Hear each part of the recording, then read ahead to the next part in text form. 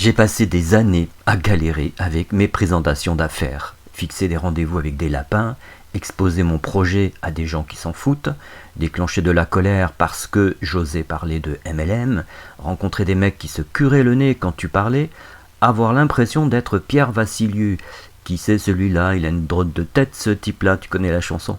Des gars qui avaient disparu de la Terre, ils ne répondaient plus du tout à aucun de mes messages. Au bout d'un moment, j'en ai eu ma claque. J'enchaînais présentation sur présentation pour rien.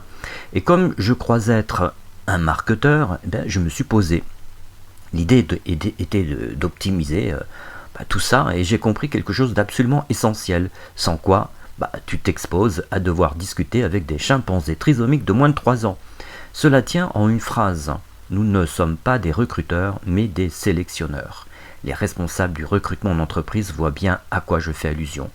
On n'imagine pas en effet un candidat faire sa loi dans le bureau d'un futur employeur. Quoique, mais c'est un autre sujet. Or donc, comment devenir un sélectionneur en MLM? Encore une fois, Internet m'a prêté main forte. J'ai réalisé une vidéo qui présentait mon business. Je l'ai mise en ligne sur une page web, pas de YouTube. Le but était de ne rencontrer personne qui n'ait pas vu cette vidéo.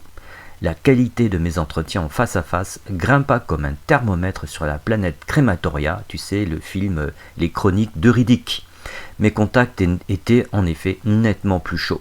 Ce fut un bon début et j'en poursuivis l'optimisation, car aujourd'hui je vais plus loin. La conclusion de tout ça, c'est que ton approche de sélection influence ton approche de prospection. Depuis, je n'arrête plus de militer en faveur de fonctionner avec des vidéos.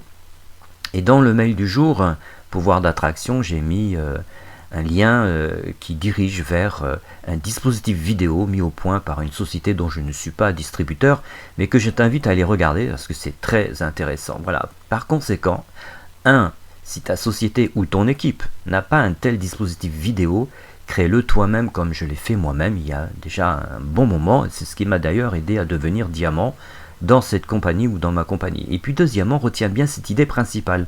Une vidéo ne sert pas à aguicher ou à convaincre un prospect. Non, elle sert à les sélectionner. Voilà, passe une belle journée.